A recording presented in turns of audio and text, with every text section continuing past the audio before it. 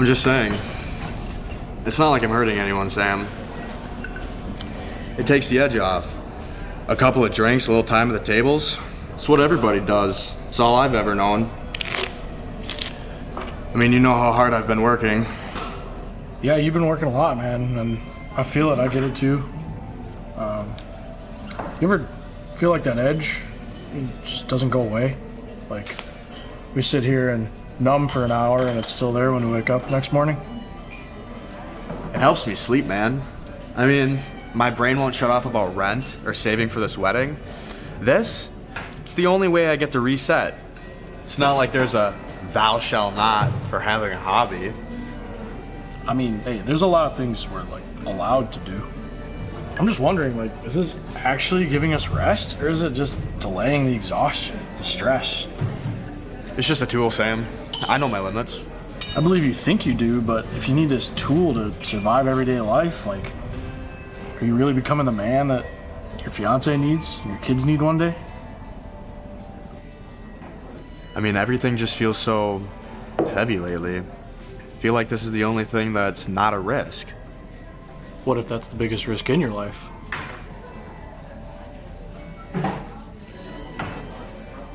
There's a difference between being free to do something and being free from needing to do it.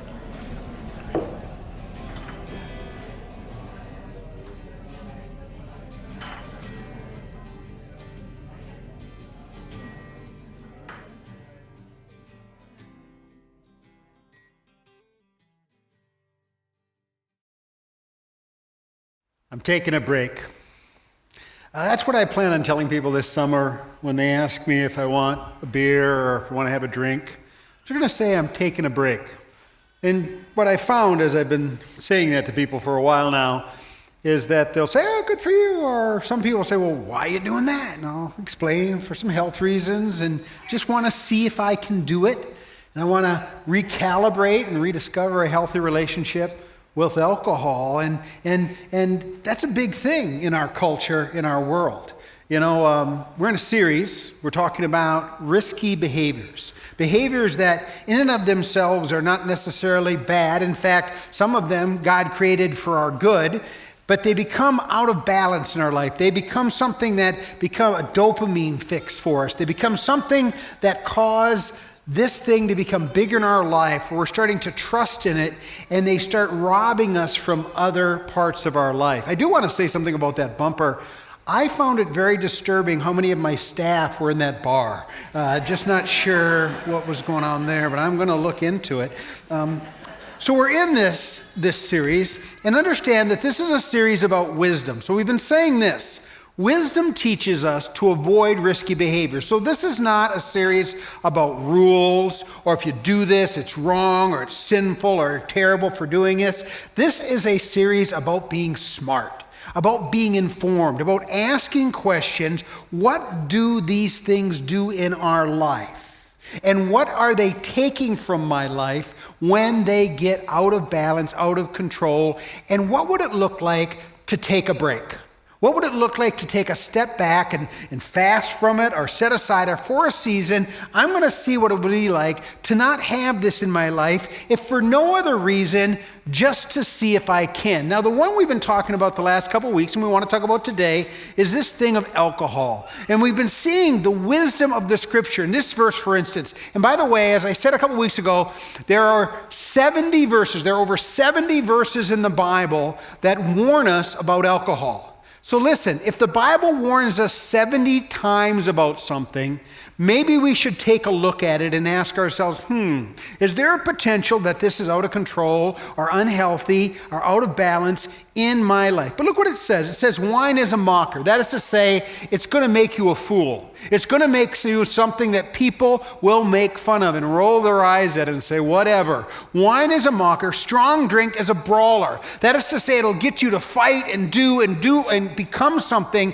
that you don't even recognize. On the other hand, if alcohol is so established in your life, particularly if it's a daily thing, you don't even know who you are without alcohol. And so it becomes something that owns you. And look what it says. Whoever is led astray by it is not wise. is not smart, is not intelligent, is not living their best life. And so this is the wisdom from the scriptures. Now, today I want to challenge you, and I'm going to be challenging us to take a break this summer from alcohol. And it all begins with this. We say this all the time, that change in behavior always begins with a change of mind or a change in mindset. And so this is the two mindsets I want to challenge for you to just consider today. The first one is simply this. Everything you think you're getting from alcohol, you are actually losing. Actually, everything you think you are getting from alcohol, you are actually getting the opposite of that thing. And I'm going to unpack that here a little bit. We actually have an expert here this weekend who's going to really help us to see that.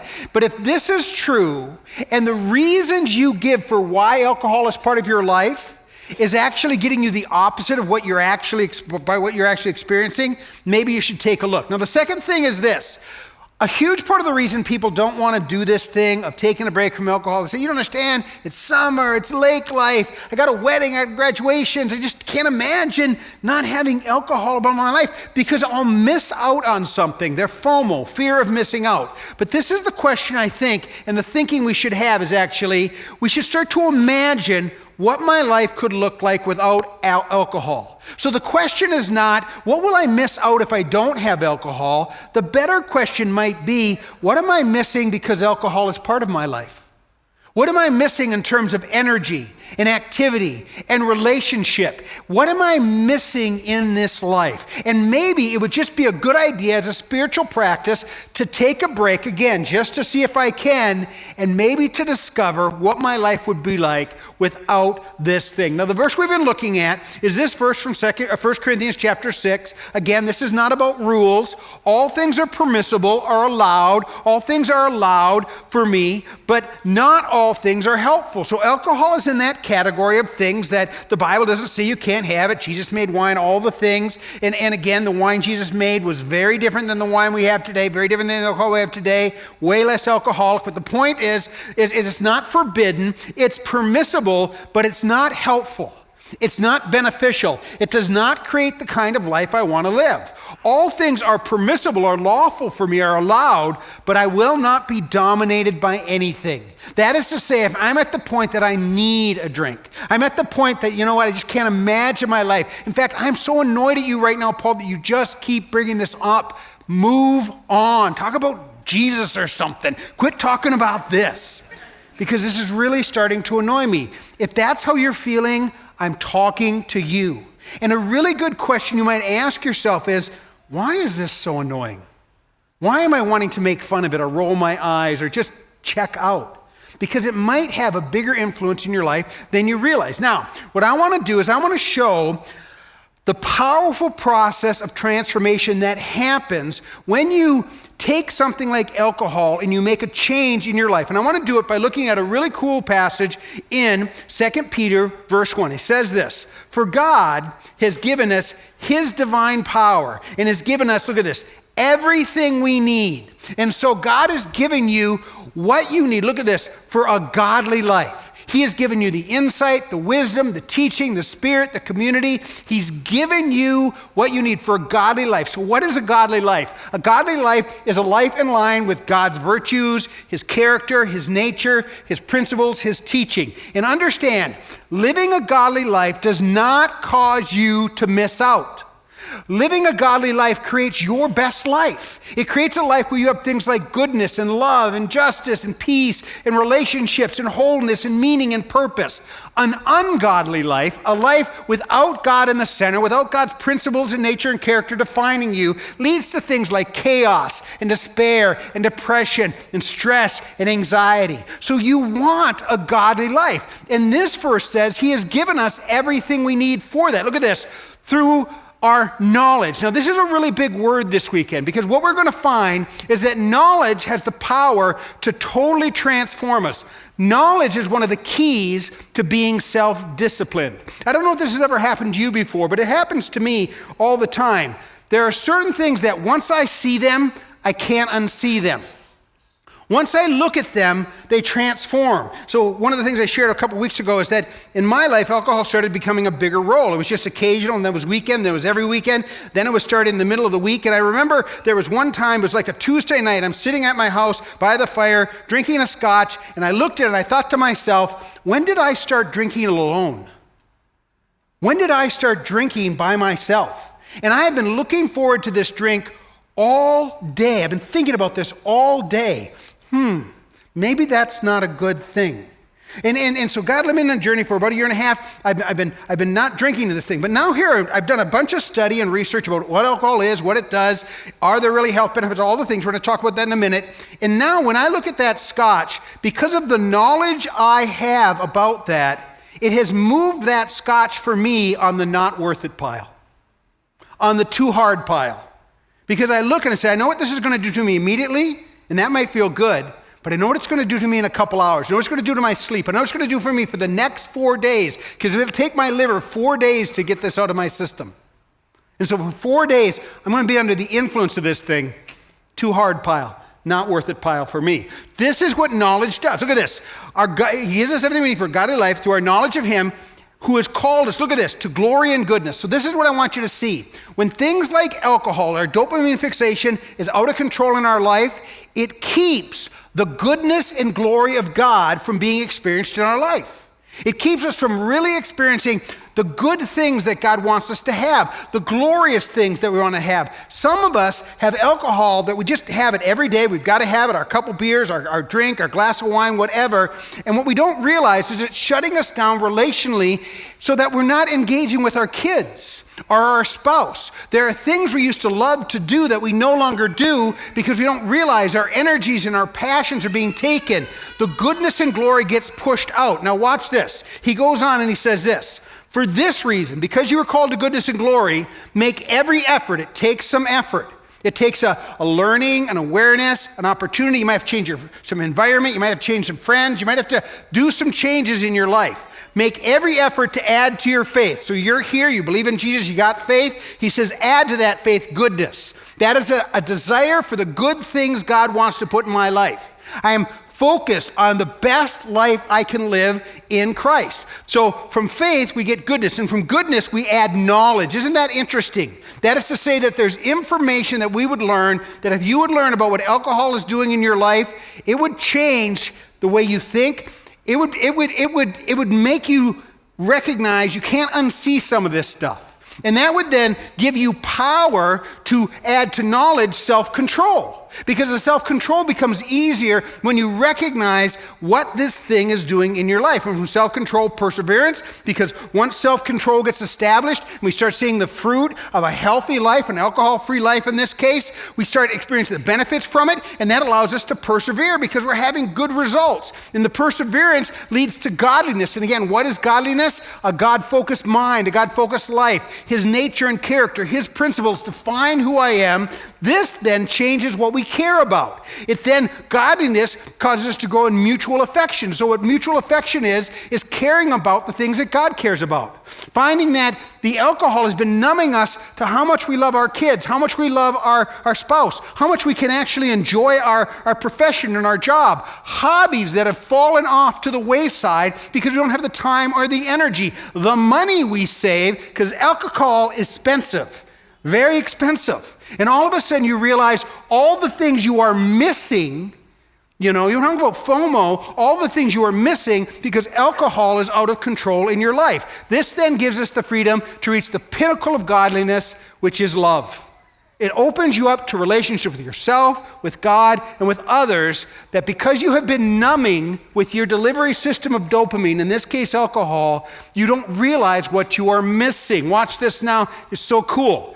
For if you possess these qualities in increasing measure, so you grow in these things, notice the nature of journey there. It's progress, not perfect. They will keep you from being ineffective and unproductive. For some of us, alcohol is making us ineffective and unproductive. We may go to work, we may pay our bills, but we know we are living life as a kind of a permanent, sluggish kind of hangover. It's ineffective and it's unproductive in your knowledge and your knowing and your experiencing of the Lord Jesus Christ.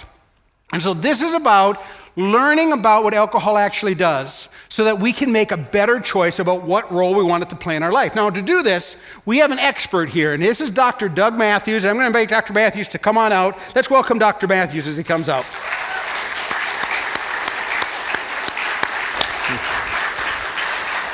Hey, Paul. How you doing? Doug, welcome. Thank you very much. So glad that you are here. Yes. So, Doug, you work at the university. I do. What do yes. you do there? I'm a psychology professor. I teach neuroscience classes, and I run a research laboratory that's focused on studying the effects of alcohol. Wow. So I'm going to just call you an expert on alcohol. Okay. That's probably fair. I've studied it for 3 or 4 decades. Okay, well, we're going to give you that then. Okay, there you We'll go. throw that bone. You are also a follower of Jesus Christ. I am, yes. If you hear me say nothing else, hear me say this. I'm a sinner saved by grace, found only in Jesus Christ. That's a winner. Yeah, there you go. Awesome. So what is alcohol and what does it do to us physically? Yeah, so alcohol, it's the most used and abused drug in the world. It's a toxin, which is a polite way of saying it's a poison. The way it breaks down in your body produces additional toxins that cause significant changes in your central nervous system, and it causes significant negative changes in multiple organs in your body. Yeah, so some people you hear on the internet, which is always accurate. I think they check it every day to make sure it's accurate. Yeah. That alcohol is healthy. Is Right. that true? Yeah, so if you'd taken my classes 10 years ago, I would have given a lecture where I talked a little bit about that. But what has happened in the last 10 years is the research is really quite conclusive that all of the negative health benefits that alcohol produces in your body far outweigh anything that's positive associated with the drug. And I believe it's a fair statement to say that there is no good health measure that comes from consuming alcohol. So one of the things that is growing exponentially is this issue of dementia. So what's the relationship with alcohol and dementia? Yeah, this is an active research project that's being done around the world. It started in 2018, a study that came out of France, where the French government maintains health records on individuals, and they looked at 33 million people who had come to hospitals in France. And they looked at those that had been diagnosed with Alzheimer's or related dementia. And then they looked at behavioral lifestyles that those individuals did throughout the course of their life. And the number one predictor of who would be diagnosed with Alzheimer's or related dementia was having an alcohol use disorder. Yeah. So, and again, this is not people with necessarily even extreme alcohol, but just even moderate use of alcohol, direct correlation to things like dementia. That's correct. So alcohol use disorders, it's spectrum disorders, so we tend to always focus on the very extreme case of the spectrum, but that's not always what this data is showing. There really is not a safe level of alcohol consumption to consume. Now, there's been some really conclusive studies on the relationship with alcohol and cancer. Yes. Yeah, so a lot of good work coming out of Asia. In the United States has demonstrated that alcohol consumption is the leading cause of at least 8 different types of cancer. So leading cause of 8 different kinds of cancer. What kind of cancer? Yeah, oral cancer, esophagus, liver, in females, breast cancer, in males, prostate cancer, cancer of the colon. So it is essentially this toxin that just builds up and it inflames our system. And that causes a variety of things, including the onset of cancer. So just some conditions that there's correlation with alcohol, Alzheimer's, cancers, liver disease, obesity, chronic inflammation, metabolic syndrome, heart disease, blood flow problems, erectile dysfunction, and diabetes. Yes. Yeah, all of that, there's research on that. Yeah, so the research is really quite conclusive on it. And, that's where really our thinking as a scientific community has changed from maybe there's a little bit of a health benefit to no. Everything's negative, just so outweighs any health benefit that's conveyed by the drug. One of the things we haven't talked about yet is the issue of mental health. Right. And so a lot of people will struggle with depression. Yes. And so what they'll do is they'll use alcohol to medicate to depression, making it'll think them feel better. What's the relationship between alcohol and depression? Yeah, so there's a very strong relationship on this. So many individuals that struggle with mental health, whether it be a diagnosis or whether it just be life events, will self-medicate through the use of alcohol. And really what you're doing there is you're numbing, you're escaping life. one of the things you've said, which I think is just spot on, is everything that you think alcohol is giving you, it's reducing my anxiety, it's reducing my depression, it's getting me through this moment, actually is taking away from you. It's going to impact you negatively. So if you struggle with depression, so like during COVID, alcohol use rates just skyrocketed, as did depressive-like disorders. And if you consume, what happens is once you begin to clear that drug out of your system, 8 to 10 hours later, those symptoms come back, and they come back significantly elevated. So if you struggle with, say, anxiety, and I'm going to drink so that I'm more calm, 8 to 10 hours later, your anxiety levels are going to spike. They're going to increase, and they're going to increase dramatically. And alcohol gave you exactly what you were trying to get away from at that moment. So the alcohol doesn't necessarily bring the anxiety, it creates hormones that create that anxiety. That's right. That can stay with you for days. Yeah, so as the drug breaks down, what it does is it increases a variety of hormones which interact with particular brain regions. In this case, it's the amygdala. And that particular brain region produces essentially your fight or flight response, and it increases this anxiety response. And that just stays with you. And it can produce a negative cycle because you drank to relieve stress, anxiety. Well, now you're suddenly stressed and anxious more. Because of the alcohol. Because of the alcohol. Yeah. So what are you going to do? You're going to go drink again. So some people who have depression using alcohol to manage it the alcohol is actually causing it. Oh, yes. Yes. Yeah. Okay. Wow. So alcohol affects men and women differently? How Yes. does that work? Yeah, so my wife's in the crowd, and she will tell you that her and I are different. Really? Yeah, I know, right? I went to school so I could learn Long that. time you got your degree in that. Okay. Well, that's money well spent, I guess. So one of the things we've really learned is that the drug interacts with males and it interacts with females very, very differently. Women often drink for reasons which are different than males do. Women tend to drink to relieve negative affect, to relieve an anxious moment. Men tend to drink for the motor and the rewarding effects of the drug, the buzz that comes from it. And those two different motivations are due to different brain regions that are being activated. The other thing that we have learned is that alcohol impacts us very, very differently based on age. So adolescents respond differently to the drug than adults do, and older individuals respond very differently than younger individuals do. Yeah. So paying attention to how it affects you personally is a really smart thing to do. It is, yeah. I mean, alcohol is, we call it a dirty drug. What we mean by that is it affects multiple different biological and neurobiological systems. And because of that, because we're all genetically unique and we've lived different lives, it's going to impact us, each one of us, a little bit differently. Yeah. And what someone might say, what was safe for me a decade ago is no longer safe now. And it's important to think about that, and it's important to remember that. Yeah. So what have you learned about alcohol because of your faith? Yeah. I'll be candid with you. I've had 2 uncles that have died in DTs. My mom has struggled with alcohol use. I, frankly, have had a relationship with the drug, which at times has been very unhealthy. So I have thought a lot about this. And where my thinking currently is at is it reminds me of when our Lord was tempted by our enemy in the desert. And what our enemy did is he took things which were good and he twisted them a little bit.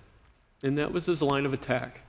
And I think what you've said is accurate. There's not a prohibition in the Bible that says you shouldn't drink. You shouldn't drink to excess, but there's no prohibition that says you shouldn't drink. But what our enemy has done is he's taken that and he's twisted it. And he uses it in such a way that now it grabs a hold of people's lives. And it steals from people. It steals their life. Mm-hmm. And so when I go into my laboratory, one of the things I think about is, this gives me an opportunity to study, to really take my faith and put it into action in terms of science and how does it affect individuals. Yeah. One of the things we talked about before is decision making. How does alcohol affect decision making? Yeah, so a lot, right? You tend to make really good decisions with alcohol, is what I found. What I would say is if you go online and you read my testimony, one of the things you'll read is that all of my bad decisions in life were influenced by alcohol. Alcohol increases impulsivity. Alcohol increases or decreases decision-making skills. Alcohol decreases our ability to do flexible thinking, so to decide to do something different. And it just takes away and it just leads us down pathways which are suboptimal. I was talking in service between first and second service with a gentleman who works at the prison ministry, and his comment was, he says 90% of the guys he works with, alcohol was just a major factor in how they got there. Yes. Yeah. Yeah, people start drinking young, they continue to drink, and that impacts the life that they have. So as you look at our region, Yeah. what's the impact of alcohol in our region? Okay. So I'm not from Wisconsin. I'm from down south. My wife and I and kids moved here in 2014. And, let's be honest. It's the Wisconsin way, right? It's part of what makes the culture of Wisconsin. When I go around the country and I give scientific talks, I give a couple of points that I make. One is I always show a slide which has the United States broken up by county. And the counties are color-coded based on excessive drinking. Not just drinking, but excessive drinking. And some states have very, very low, almost no drinking. Utah would be an example of that. But then I always point to Wisconsin. Every county in Wisconsin is color-coded as the highest excessive drinking county in the United States. A couple of years ago, 6-7 years ago, the Wall Street Journal did a study where it highlighted the 20 drunkest cities in the United States. 10 of them are in Wisconsin. Eau Claire is in the top 10. So it is a significant cultural issue that impacts the state. Wow. So one of the things I said earlier in the message is that everything we think we're getting from alcohol, we're actually getting the opposite. We're actually losing that thing. Yes. So let me give you a couple reasons why people say they drink, and let me just ask you to respond. So some people say it helps me relax and unwind. Yeah, and that's true. If you have a drink, it's going to produce what's called an anxiolytic effect. It's going to reduce your anxiety. It's going to reduce your stress. But then 8 to 10 hours later, I guarantee you, your anxiety levels are going to be significantly higher. So what you think you're taking the drug for is actually causing the reason why you took it. Right. Yeah. So if you want to have a bad day tomorrow, have a drink tonight. There you go. Okay. All right. So how about helps me sleep? Right. It just helps me get some sleep. Yeah. If you consume alcohol, you'll go to sleep faster. The problem is that while you sleep, your brain goes through natural neurological rhythms. They oscillate about every 90 minutes. And what alcohol does is it fragments that neurological rhythm so that your brain is essentially not doing what it's supposed to be doing while you're sleeping. So you may go to sleep better, but you'll wake up more tired because you, frankly, didn't have a restful night's sleep. Yeah, so again, that's just such a crucial thing. And then we all know if sleep breaks down, mental health breaks down, Yes. relationship breaks down, energy breaks down. We don't have energy to do the things we have to do, let alone the things we want to do. That's right. What about people who might say, it helps me cope with negative emotions? Right. Yeah. So let's talk just a little bit about this and bring something up that I said earlier. So alcohol will reduce a person. It's often phrased, alcohol will reduce a person's negative emotional affect. Really, what you're doing is you're numbing there. You're trying to escape the world, and this impacts females more than it impacts males. And we saw this during COVID, where we had this negative impact of suddenly the world's changed dramatically. And alcohol use rates in females skyrocketed. For the first time in history, females, particularly middle-aged females, are drinking as much as middle-aged males. That's never happened before. Wow. But unfortunately, what happens in that particular case is you're numbing for the moment and suffering in the long term. And it's giving you back exactly the reason why you took it. So numbing in the moment, suffering for the long term. Yes. So not dealing with problems, not finding healthy coping mechanisms, maybe some help talk therapy or something that would help friendship or just positive things. Yes. And finding out why I'm hurting rather than just numbing it. That's correct. That's exactly what it's doing. Yeah.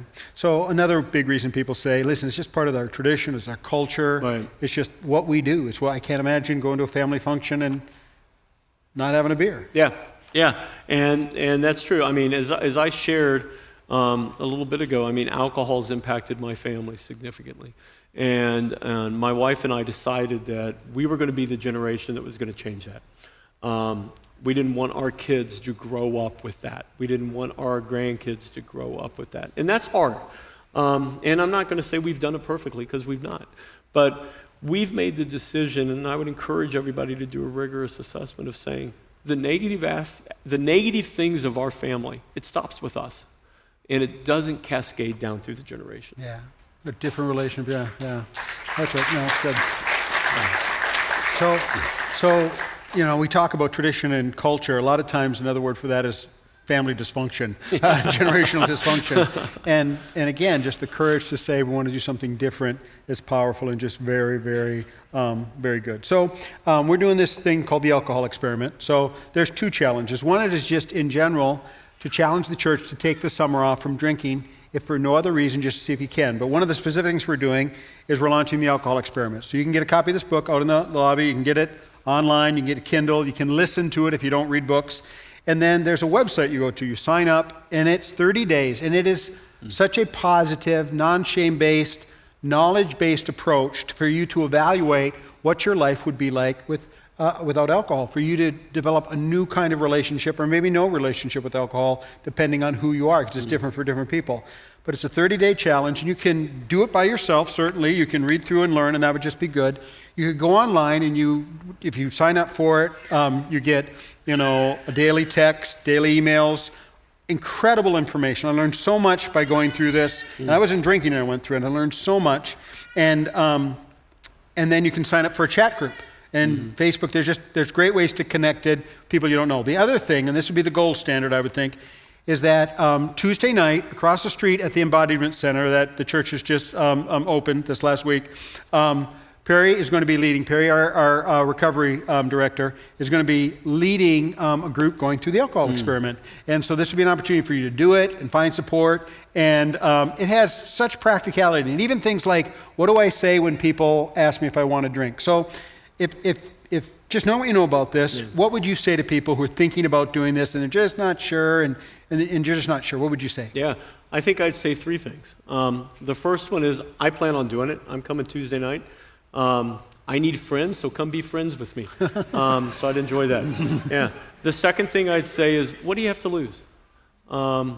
Really nothing. And then perhaps the most important thing I'd say is you'll probably learn a tremendous amount about yourself. Yeah. And that's going to be really, really helpful. Deeply spiritual. What motivates you, why you're doing it, why you need alcohol, just to examine it. So this book is not a Christian book per se. She dedicates the book to Jesus, and then she doesn't talk about Jesus again, because it's very much a knowledge-based, non-shame approach. We have written a 30-day alcohol challenge devotion, so you can connect it with your spiritual life and your scriptural reading. So it's an opportunity for you within community to just recalibrate your relationship with alcohol, for no other reason, just to make sure you could do it. Just to make sure you could do it. And then there becomes this incredible adventure of discovering what your life could be like. So Doug, thank you for being here. Yeah, thank you for your work. Very grateful for you. Yeah, you bet. Thanks, Doug. So again, the mindset shift is this. Everything you think you're getting from alcohol, you're actually losing. You're actually getting the opposites. You say, oh, it helps me sleep. It actually ruins your sleep.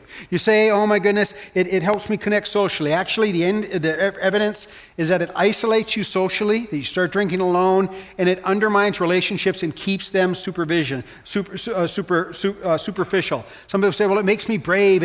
It makes me non-inhibited. Actually, it makes you irresponsible and filled with regret. Just go down the list. Some people say it helps with romance. Actually, the evidence is that performance doesn't match, the romance, So anything you think you're getting, you're actually losing. And if that's the case, why don't we take a step back and say, next time we have a drink in our hand, say, what is this going to do to me? I know in my life, when I started doing that, I was amazed because I started becoming aware of what I had been losing because alcohol was becoming too much a part of my life. So I'd go into a weekend because it started for me every now and again, and then on the weekends, and then every weekend, and then pretty soon it was creeping into my week a little bit, and I was never drunk, but it was there. And then I started recognizing that if I was going to drink and have a scotch or two on a Friday night, well then Saturday morning I wasn't going to get up early. I wasn't going to enjoy the morning. I was going to be kind of sluggish. I was going to just spend more time, pounding the coffee to get myself going after the depression and all the things. But when I quit doing that, I started realizing three things: that I had energy that I didn't realize I needed and that I had. I had relationships that had been not maximized because of the alcohol. And I had things that I loved doing that I had forgotten that I loved doing. So now I wake up, and I'm a morning person. I love the mornings. I'm the guy who wakes up at 5 in the morning. I see the sunrise. I just love that. And I sit with my coffee, and it's warm. It's beautiful now. I don't need the coffee now. It's just kind of the thing. And I'm sitting there and just experiencing. I'm talking to God. I'm fully awake. I'm fully rested. I'm ready for the day. And then my wife wakes up, and I'm interacting with her, and I'm there, and I'm present. And her granddaughter stays with us. She comes up and sits on Papa's lap, and we read. And it's just, I'm fully present. In addition to that, I started realizing that there are things I like to do in the morning, like gardening. I like to be in my garden and getting things ready and just beautifully watering. And then the fishing thing of getting up. And I wasn't doing that when I was drinking. I wasn't getting up early. I live on a lake, for goodness sakes. And the boat's like 100 yards from where I was sitting. And it's just too much work. I'm too tired. I don't feel good. I'm dehydrated, whatever. And now you're out and you're experiencing life. And you may discover that there are relationships with your kids that you were so concerned about getting home every night and getting those beers or having that wine that you don't realize that you're actually checking out. You may realize that there are activities that you like doing. I like biking, or I like walking, or I like being with friends, or I like pickleball, or whatever it is, that all of a sudden you can start finding pleasure and coping mechanisms that are healthy and life-giving, that will not have a consequence down the road. They will regenerate you in the most wonderful way. That you start realizing that this has just become too big of a thing in my life. And that now I'm starting to go to God and to the scriptures and to prayer for my anxiety and my fear rather than this other thing, whether it be alcohol or sugar or whatever other your thing is, that this thing has become too big in my life. And so you know what? I'm taking a break. I'm taking a break just to see if I can, and just to see if I can imagine what my life could be like without alcohol. And maybe for you, this is something you left behind before, but you're going to learn about this because, by the way, all those principles transfer to other areas in our lives that get out of control. And by the way, if you're here today and you feel like, man, you're really not, talking about my thing, I'm glad. We have 2 more weeks in this series. I bet I'll find it. So just so you know, for us to take an opportunity to just have more of Jesus, more of life, to live that godly life. More of God in my life, that I would live with life and health and peace. And so the challenge is simply this. If you're in a place where you want to get involved in the Celebrate Recovery ministry, go look at that in line. But the big challenge is the alcohol experiment. For you to say 30 days where I'm going to be taking in knowledge so that my self-control, so the next time I look at a drink in my hand, I say, I know what that's going to do. And I'm going to redefine my relationship. And I'm not saying you're never going to have a drink again, but maybe for you, for a time, it just goes on the not worth it pile. Because you're going to maximize your health and your preparedness. And then maybe for some of us, let's just take a break for this summer. What would it look like to have a break? June, July, and August. I'm just not going to have a drink. Just not going to. I'm going to do other things. You say, I don't know how to talk about that. It's all in the alcohol experiment. So there's a step. Now, there's a person who introduced this material to us. His name's Brad Mitchell. We showed a little of his video last week. We got an expanded version today with just different things. Brad's going to be part of the group, and this is just an encouragement for us to understand how this could happen. I would say alcohol has always been there in a way that is very much like anyone in the public, from, experiments in high school to a fraternity house in college to the normal relaxing weekend, Saturday afternoons, what have you. And is it a problem? No, not necessarily. What kind of caught my attention on whether I should make any changes or not, some of that is rooted in taking care of 3 parents with dementia who lost the battle to dementia in the last few years, and one's still in it. We took care of said parents. We lived through COVID, and it was pretty easy to get into a routine where cocktail hour was not just Friday, but every day, and where cocktail hour turned into, why not a glass of wine after dinner, and easily could turn into a second or a third, and at some point, realizing maybe that is not the behavior that I want to exhibit. What happened with this book is I was in the bookstore one day and I walked through the self-help section. It was glowing literally on the shelf, and it said, here's a way to easily reduce or remove alcohol from your life altogether. It says, for 30 days, let's try to go without alcohol, and then let's see how you feel. And it's a lot about, does my subconscious mind, which enjoys a good hit of dopamine, and my conscious mind, are they in alignment? Alcohol causes every problem that it solves. And so if it makes you not be anxious, tomorrow when your work is still ahead of you, you're more anxious. If it makes you tone out being angry for a while, tomorrow's headache makes you angry again. If it relaxes you for a moment, your blood pressure goes up 3 months from now. So all of these things that feel better, and again, make your subconscious feel better, are exactly the opposite of the long-term effect of too much drinking. And in my case, I have a worry about losing words. I have a worry about memory. Sleep is the number one thing you can do to not get Alzheimer's. Alcohol is a great sleep aid for 5 hours, but then it leaves you with a hormone imbalance, and you are full of wakefulness type hormones after 5 hours, and that gets you up at 2 or 3 or 4 in the morning. I get hours of day back if I am not having 2 cocktails after dinner, but rather doing a hobby. So I have hobbies I had put away and are back, and just more connection with everything and everyone. This program is recognizing that alcohol is an addictive drug, and you may or may not get grabbed by that. This program works, and it works better than the more famous programs.